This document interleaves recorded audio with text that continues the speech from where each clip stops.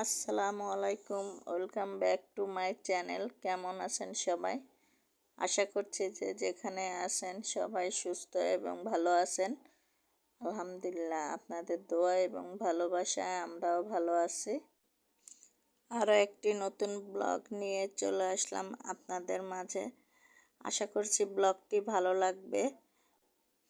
আমার ভিডিওটি যদি ভালো লেগে থাকে প্লিজ একটা লাইক দিয়ে দিবেন আর অবশ্যই সাবস্ক্রাইব করে দেবেন। আশা করছি ভিডিওটি ভালো লাগবে। আর পাশে থাকা বেল বাটন প্রেস করে রাখবেন, এতে করে যখনই আমি নতুন ভিডিও দিব তখনই আপনারা দেখতে পারবেন। আর আমার হাঁস মুরগিগুলো সকালবেলায় এসে আমি খাবার দিতেছি। এখন সকাল 9টা বাজে। 9টার সময় মুরগিগুলো দেরি হয়ে গেছে আজকে ছাড়তে, যেহেতু শুক্রবার ছিল এই জন্য একটু ঘুম থেকে উঠতেও লেট হয়ে গেছে। তারপরে মুরগিগুলারে ছাদে এসে এখন ছেড়ে দিলাম, খাবার খাইতেছে। আর এদিকে আপনাদের ভাইয়া দেখেন কিভাবে আটকাইছে। তারপর ওই 3টা ছোট মুরগির বাচ্চা ওই সাইডে চলে যায়। ছাদের ওই সাইডে আসলে গাছ লাগানো হয়েছে, তো বিভিন্ন রকমের গাছ, লাউ গাছ, তারপরে বেগুন গাছ, টমেটো গাছ, এগুলা খেয়ে ফেলে, এই জন্য আটকায় রাখছি। আর ছাদেতে চলে আসলাম, এখন সকালের জন্য কিছু বানাই নেব। দেখে ডাল ভর্তা করব, ভাত আছে, বাচ্চাদের কিছু মানে খাবার দিতে হবে, তো এই জন্য রুটি বানাইলে আসলে ওরা একটা করে রুটি খায়, এজন্য রুটিটা আমি ওদের দিতে চাই না। এজন্য আজকে ডাল ভর্তা বানাবো আর ডিম ভাজি করব, এটা দিয়ে ওদেরকে ভাত দিয়ে দিব। আনিকা আর আরাপ খাবে। ভালো করে আমি ডালটা ধুয়ে নিতেছি, আসলে ডালের সাথে অনেক ময়লা থাকে, এজন্য ভালো করে কষলায় কষলায় তারপরে ধুয়ে নিতেছি। দেখেন ডালের পানিটা কতটা ময়লা বের হয়ে গেছে।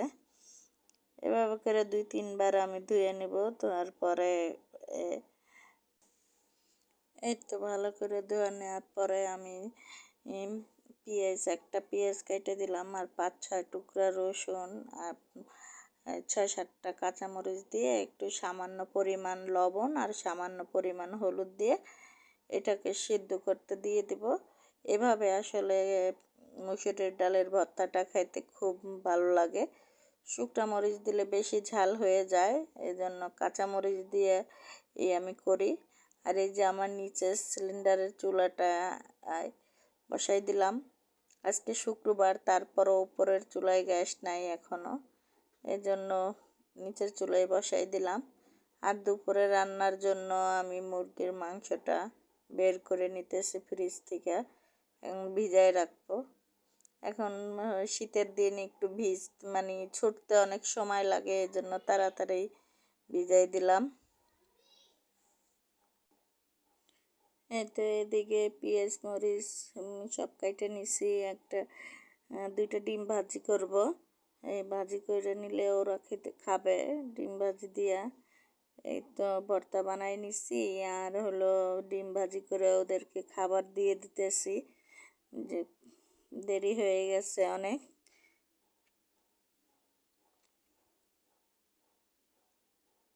ওরা টিভি দেখবে আর খাবে, বলতেছে আম্মু আমরা টিভি দেখবো আর খাবো। তা আমি বলতেছি আমি একটু গুছাই দিই, তারপরে তোমরা এখানে বসে খাও আর টিভি দেখো।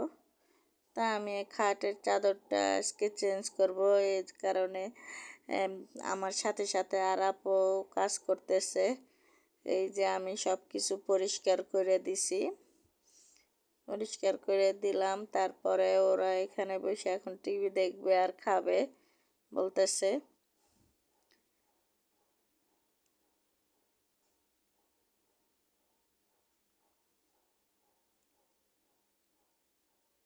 কমেন্ট করে জানাবেন আমার বিছনার চাদরটা কেমন হয়েছে।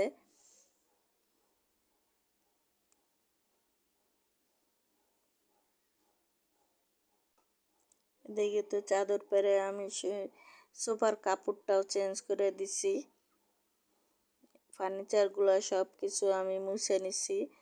মুছে নিয়ে তারপরে ঘরটা ঝাড়ু দিয়ে দিছি। আর এদিকে আনিকার রুমেও আমি চাদরটা ঠিকঠাক করে দিলাম। এখনও খাবার খেয়ে পড়তে বসছে। আর এদিকে সুর একটাও পরিষ্কার করে নিছি। তিশা তো এখন নাই, তিশা তো গ্রামের বাড়িতে, ওখানে থেকে লেখাপড়া করে, আমার বড় মেয়ে।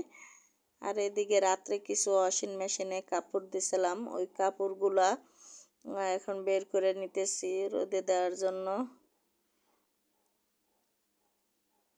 মেয়ে বরিশালে ভার্সিটিতে পড়ে, বাড়িতে থেকে আসা যাওয়া করে বড়জন। এবার অনার্স ফার্স্ট ইয়ারেও। এর ভিতরে আপনার ভাইয়া ফোন দিয়ে বলল যে মাইক ওভেনের একটু ডিস্টার্ব দিতেছিল ওভেন। পরে বললো যে ঠিক আছে আমি লোক পাঠাইতেছি। পরে লোক আসছে, আইসা দেখলো যে ওইটা ঠিক আছে। আমি আবার ওয়াশিং মেশিনটা একটু দেখাইলাম।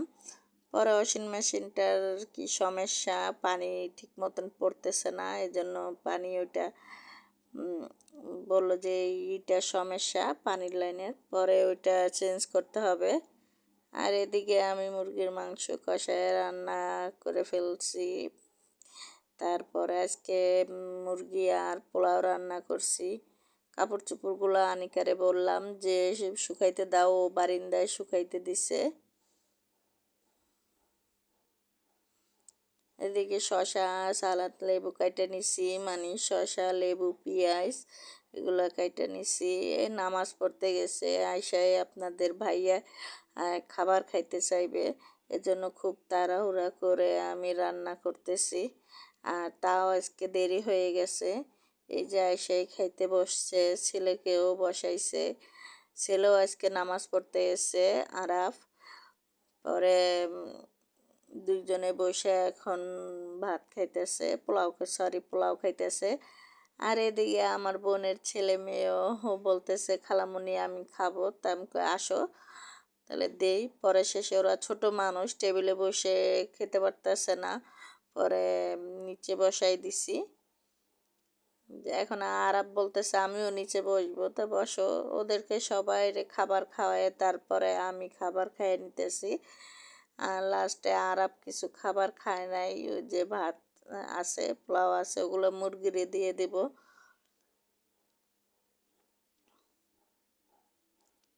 খাবার খায় বেশ অনেকক্ষণ জিরাইছি একটু, সারাদিন তো কাজের উপরেই ছিলাম। পরে একটু জিরে এদিকে বিশ্রাম নিয়ে তারপরে আসলাম আবার দুপুরে। মানে 3টার সময় আসছি, 3টার দিকে চুলায় এসে বললাম যে বিকালে ওদের জন্য কিছু নাস্তা বানাই। যেরকম আমি গত ভিডিওতে দেখাইছি যে ফ্রেঞ্চ ফ্রাইয়ের আলুগুলো কাইটা আমি ফ্রিজে রাখছিলাম, ওগুলাই আমি আজকে ওদেরকে কিছু ভাজে দিব আর রাত্রের জন্য রান্না করব। তো এই তো দেখতে পারতেছেন আমার উপরের চুলা, উপরে চুলাটা লাইনের চুলায় গ্যাস এখন আসছে 3টার দিকে। এজন্য আর বেশিক্ষণ বিশ্রাম নেই, তাড়াতাড়ি চলে আসছি। আবার আসরের আজান দেওয়ার পরেই গ্যাস চলে যাইব। এজন্য আমি ওদের জন্য বিকালের জন্য ফ্রেঞ্চ ফ্রাই ওগুলোও ভেজে নিতেছি। আর রাত্রে যেহেতু আমি রুটি খাবো, এজন্য 2টা রুটি ছেঁকে নিতে আসি। আর এর মধ্যে আমি তরকারিও রান্না করে ফেলছি।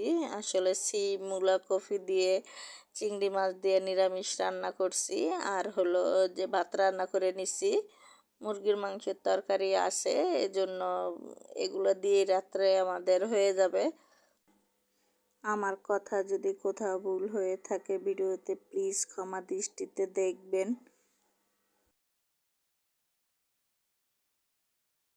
ওভেনে দিয়ে তারপরে আমি আলুগুলো একটু ডিপ ফ্রোজ করে নিছি, এতে করে আমার তাড়াতাড়ি হয়ে গেছে। আর না হলে মনে করেন যে ওগুলা সরাসরি দিলে হয় কি একটু পানি থেকে যায় একটু ছিটে, আর এখন আর ছিটে নাই, এখন সুন্দর মতন ভাজা হয়ে গেছে। এই যে ভালো করে একটু ভেজে নিলাম ওদেরকে। আর এই যে আমার তরকারি রান্না করছি, যে তরকারিটাও দেখতে পেলেন। আর নিচে এই যে আমাদের সিলিন্ডার চুলা। আসলে আমার এখানে খুব অল্প জায়গা রান্নাঘরে, এই জন্য চুলাটা নিচে রাখতে হয়েছে। তা আজকের মতন আমার ভিডিও এখানেই আমি শেষ করব। সবাই ভালো থাকবেন, সুস্থ থাকবেন। আল্লাহ হাফেজ।